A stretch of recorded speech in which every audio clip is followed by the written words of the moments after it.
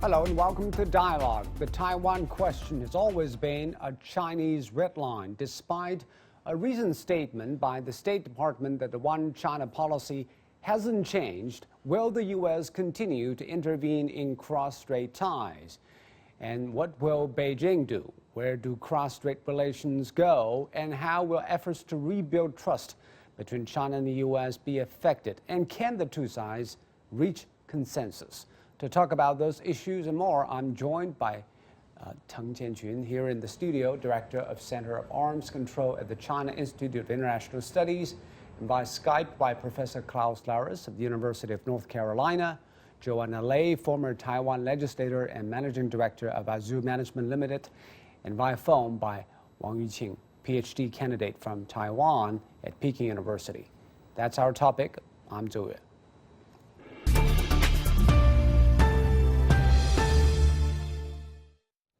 Extreme competition with China, but not conflict. And that was the message from President Biden on CBS television. Let's take a listen what he said. Well, we haven't had occasion to talk to one another yet. There's no reason not to call him.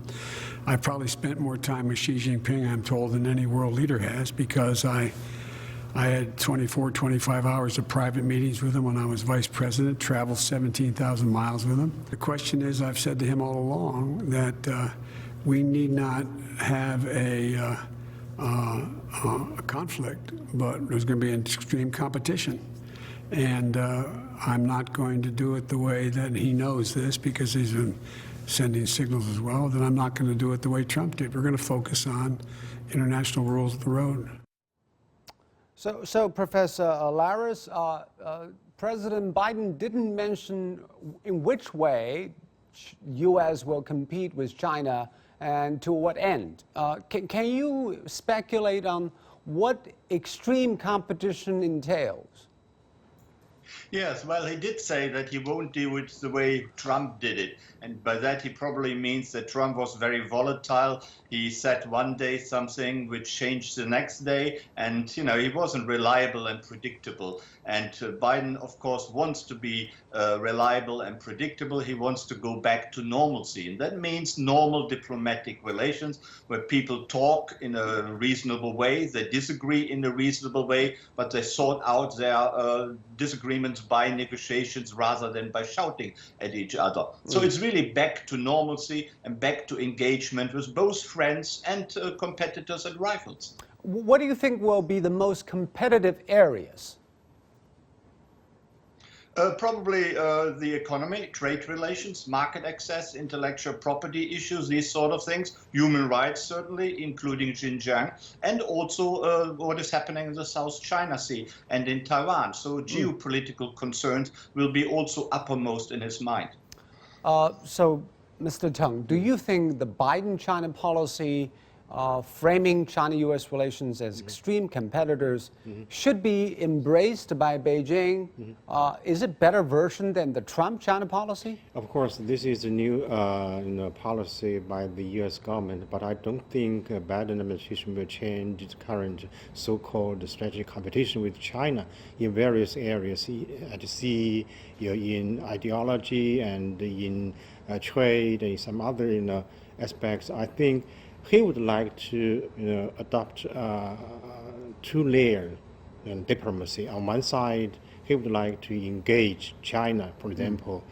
He would like to need the help of the cooperation in climate change effort, and also in fighting against the pandemic, because the cooperation between China and the United States is very important at this moment for the United States. And on the other side, I'm sure Biden administration will continue the deployment of military close to our territory, including in the South China Sea and Eastern China Sea. And also Biden administration or the Congress of the United States will continue to take Taiwan as a bargaining stake with China. So I think this is a two-sides diplomacy at this moment, as compared with one-side diplomacy by Trump's administration. So I'm sure in the coming at least 3 or 4 years, the relations between China and the United States will return to the normal track. And Klaus, in the Trump presidency, the Chinese once doubted whether Americans will still stick to the one China policy, as the past administrations has always been upholding. But recently, Biden administration stated that its one China policy remains unchanged. Beijing speaks of one China principle all the time, but do they talk about the same thing, one China? Effectively, they do. I mean, the term one China policy has always been the term which has been applied in the United States and in the Western world about relations with Taiwan. Since 1979, when the Taiwan Relations Act came into force, it has been fully accepted that there is one China but two different governmental systems. And that status quo position the Biden administration wants to maintain. The Biden administration is not in favor of Taiwanese independence. Neither was the Trump administration, by the way. They want to continue the status quo, and they have no interest in the Taiwanese declaring independence. But of course, they also have no interest in China making threatening noises to the Taiwanese and sending their fighter jets into the defense zone of Taiwan. And they strongly reject that. Also, there recently were attacks or stimulated attacks on a U.S. aircraft carrier in the area near Taiwan. And of course, the United States is upset about that. But in principle, the one China policy is not in doubt by the Biden administration at all. And of course, as the previous speaker said, he mentioned our territory. That is, of course, not accepted by the United States. For the United States, these are international waters, and they treat it as such. So these are conflicts and disagreements, clearly, but they can be resolved and talked about in a peaceful way. There's no reason why there should be any military conflict or any military threatening behavior on either side, because the status quo, yeah, one China I want to policy, pin you down that on is this, what is because maintained. just last week, USS John S. McCain destroyer transited the Taiwan Strait.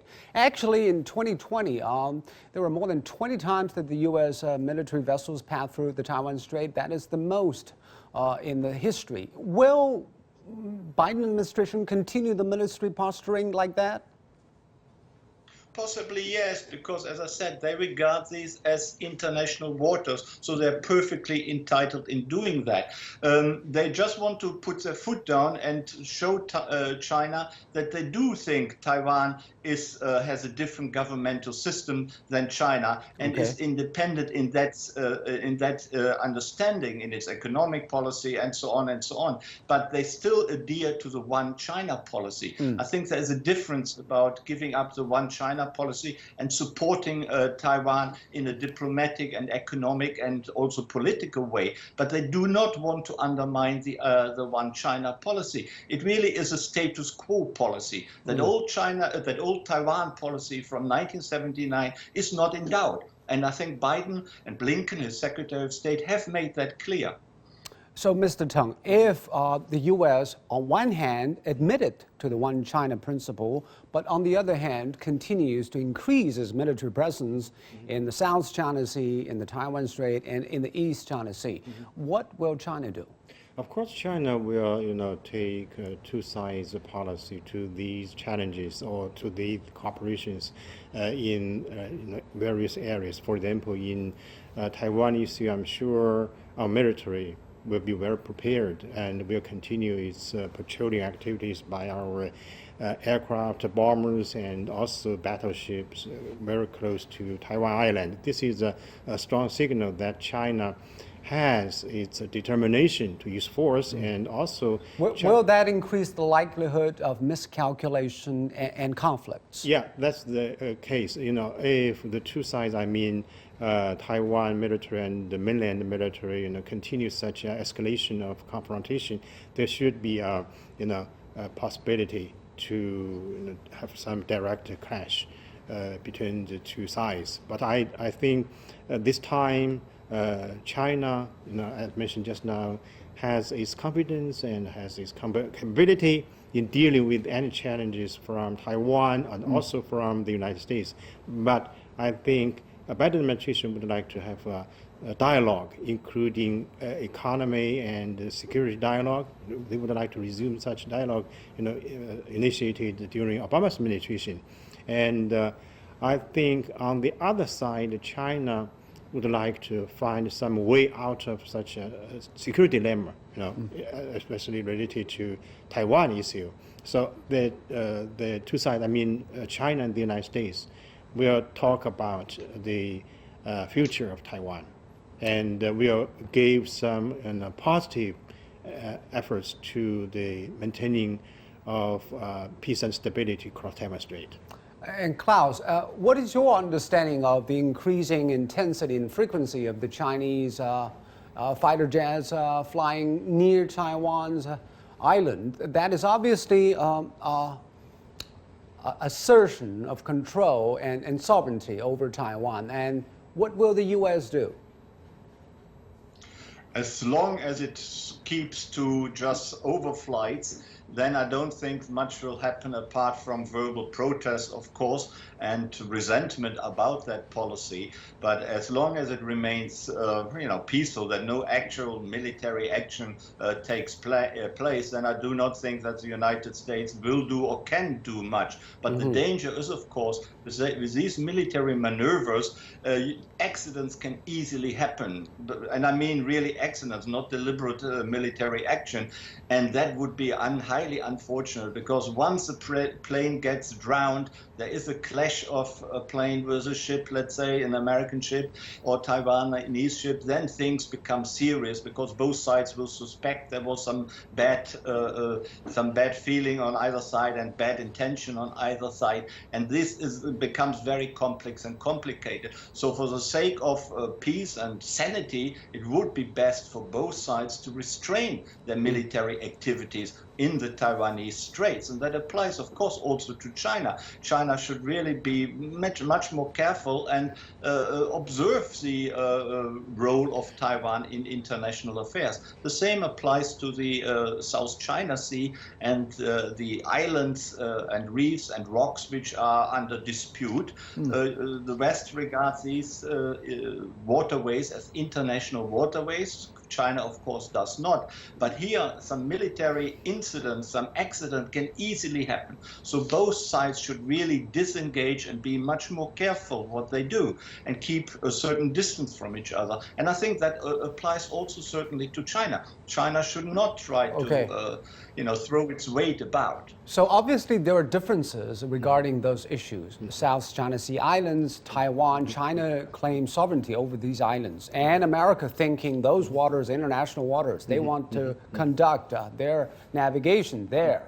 So is the rules of engagement still very clear between the two militaries? Yeah, we have reached some agreements between China and the United States during Obama's administration, encountering at sea and in the air. The two sides should have some communication to avoid any direct clash, especially the fighting vehicles clash. So I think this is a very important establishment for the two countries to avoid any clash, direct clash in the South China Sea, Eastern China Sea, or in the air. But I think at this moment, the United States will continue its so-called freedom of navigation in the South China Sea and in Eastern China Sea. This is a principle for the United States to continue to show its presence at this region. Another purpose is war preparation. If you look at the recent military maneuver by aircraft carrier, this is a new posture of aircraft carrier training to aircraft carrier just to carry out fighting against each other. This is a very important signal to China as the captain of Nimitz, the aircraft carrier. He said China now has aircraft carrier. China Navy can go far away from its coast area. So this time, the U.S. Navy is targeted at Chinese Navy. So this is not only a presence of the U.S. military close to our territory or territorial waters. This is actually a preparation for future war, for future conflict between China and the United States. So, Klaus, is Biden administration prepared for more likelihood of conflicts and even military confrontations in this part of the world, or there's less likely? No, I don't think so. No one wants a military conflict with China, certainly not in the South China Sea, nor anywhere else. The United States does not want to have conflict, and Biden is, of course, a Democratic president from the Democratic Party, and that is, a party which wants to have close links with China, particularly in economic relations, in diplomatic relations. They want to cooperate regarding climate change and similar issues. They don't want to have a military conflict. On the other hand, they don't want to be pushovers. As I said, they believe these are international waters. They have the right to sail through these international waters. That doesn't mean they want to embark on military conflicts. They just want to insist on their international right. And you have to see that in 2016, the UN Arbitration Court in The Hague actually confirmed to the Philippines, which launched the case, and to the world, that these waters are not Chinese, that the Chinese have no territorial rights to these waters and the islands and rocks and reefs in the area, but they said these are international waters. That was a judgment after years of deliberation, and so international law is actually on the side of the United States. But that does not mean that the United States or the Biden administration wants to have anything to do with a military conflict. They just want to confirm their international rights and to maintain the status quo as it is, really, if it can't be improved by negotiation. But they certainly don't want to be shown as pushovers, as rolling over for China and give in to China's claims, which they believe, according to international law, these are not claims which are justified. No easy pushovers. Thank you very much, Klaus. Now let's turn to another guest, Wang Yuqing. He is a doctor candidate from Taiwan at Peking University. So Yuqing, about the relations between two sides of the Taiwan Strait.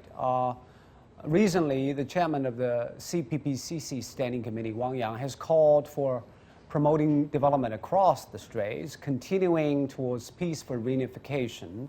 But what is your sense of the likelihood of peaceful unification from the perspective of the Taiwan people? Oh, okay. As I look for the inside the Taiwanese the society, they are really welcome for peace unification, but but they really want to talk about more like the social life being respect, and also the economic life being taken care, and also what I see is the government, the Thai administration really kind of anti-unification because they want to do the independent. But however, I can sense the people in Taiwan really don't follow what she did. To be working working as a Taiwan independent, then then make the harsh time with mainland China, with the relationship. That's all. Yeah. And about that independence inclinations, has that hurt Taiwan economically because of pandemic and the tensions? Obviously, Taiwan has lost tens of millions of visitors from the mainland. Has that affected Taiwan's economy in any way? Yeah, of course, because especially for the travel agency and also hotels, a lot of company, because mainland China there doesn't come to mainlander not come to the Taiwan for visit. So there's no hotel business and also the travel business. So really hurting for the business field and also hotel field. But another point we need to watch is the manufacturing and also service industry really affect not much, because still have a lot of Chinese Taiwanese businessmen in mainland China to do business, and a lot of companies they set a head office in mainland China. So in the office in Taiwan is also become a sub company. So therefore, if there's the head company not be affected by economy, then the Taiwan's sub company will be survive because the money still can be shipped to to pay for the business in Taiwan. So that's what happened. So we need to look for the two sides of industry for Taiwan's business. Yeah. And also the knowledge about each other. I know that you've been studying at Peking University here on the mainland, but you are among the minority who, of the 23 million Taiwan people who have actually visited the mainland and are enjoying the exposure to mainland life. How can the cultural bond and people exchanges be promoted in any way so that Taiwan people can find better sense of identification with the Chinese? What I see the things is because firstly, I really we should understand a lot of Taiwan young people really want to go to mainland China for either visit or study or work. The reason why they really have a really in the economical, the culturally not be bound or to identify, because I believe it's come from firstly come from internet. Because like a lot of Taiwan, a lot of like a political internet, they really make a better like a comment about mainland China.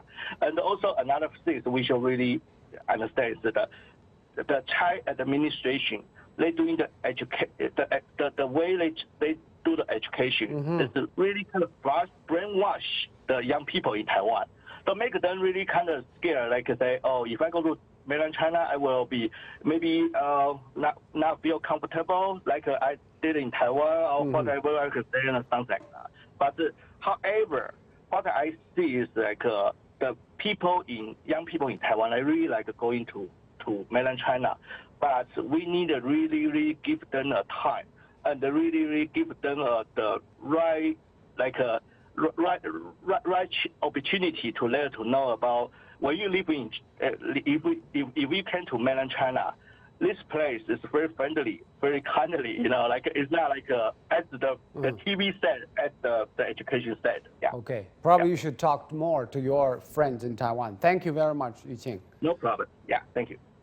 We have Joanna Lei on the line. Joanna, the U.S. Congress has passed several Taiwan-related acts in recent years, which are welcomed by the Tsai Ing-wen administration, I presume. Are you still there, Joanna? Yes, I can hear you clearly. But do you think the Taiwan authorities misjudged the U.S. policies towards Taiwan? Because obviously Biden once again stressed that he maintained the OneChina principle. Well, certainly during the Trump administration, both Trump and Pompeo has shown great support for Tsai Ing-wen's administration, even to the extent of supporting its international efforts. So it's less a position of misjudgment, but more a position of understanding the U.S. policy in terms of using Taiwan as a lever against PRC. And now all of a sudden the tide has turned. Biden administration seems to have a fairly different position from the Trump administration, and now Tsai Ing-wen's administration will need to adjust to the new reality.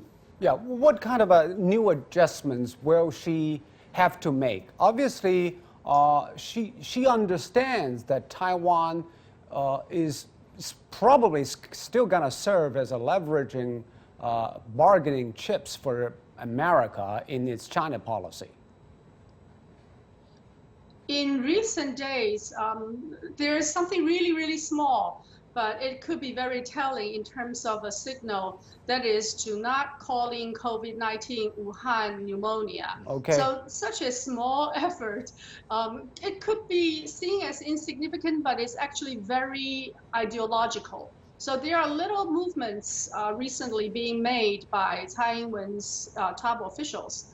In addition to that, I think Biden administration is sending fairly clear signal to Taiwan, and the recent debacle in terms of Guyana office sent another stern warning to her administration. So both soft indication and strong warnings are being sent to Taipei, and she'll have to react to both of them.